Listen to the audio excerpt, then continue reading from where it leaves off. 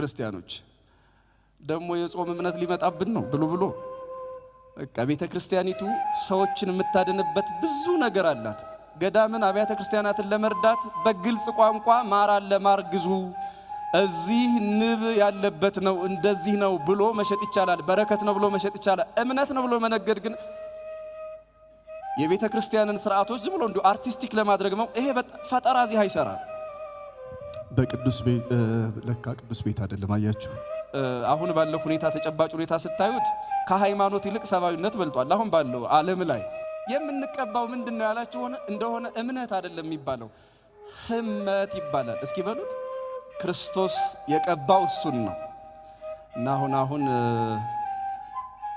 አንዳንድ ገዳማት አብያተ ክርስቲያናት የሚቀባም የሚበላም ነገር እየሸጡ ነው እንደ እምነት ብለው። ያው የአዲስ አበባ ሀገረ ስብከት ወይም ሌላም ቦታ ከሆነ ሀገረ ስብከቶቹ እንዲህ አይነቱን ነገር ስርዓት ቢያስይዙት ጥሩ ነው። ለምን መሰላችሁ? አሁን ለምሳሌ ረቡዕ ዓርብ አሁን ጾም ነው አይደለም? አሁን እዛ ብትሄዱ እምነቱ አይሰጣችሁ ነው? ይሰጣል።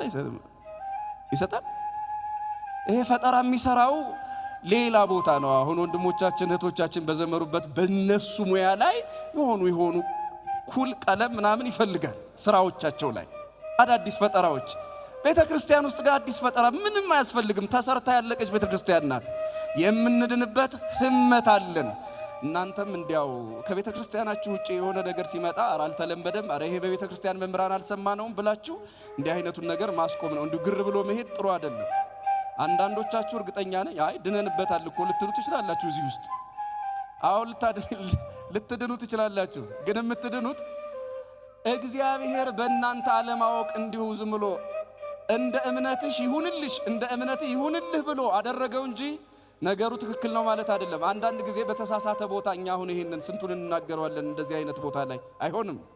በቤታችንና በቦታችን ቢሆን ኖሮ የምንናገረው ብዙ ነገር አለ። ሰው ስላመነ ይሆንለታል። ስህተቱ ስህተት እንደሆነ ካወቀ ግን እግዚአብሔር ሁሌ በዚያ ነገር ላይ ያን ሲያደርግ አይኖርም። ሌላ የጤና ዋጋ የምንከፍልበት ነገርም ሊመጣ ይችላልና መጠንቀቁ በጣም ተገቢ ነው። ይሄው ቤተ ክርስቲያን የወረሰችው ህመት ማለት ይሄ ነው። ክርስቶስ በምራቁ የባረከው የቀደሰው ያ ጭቃ ያ ትቢያ አይን ማብራት አይደለም፣ አይን ፈጥሯል።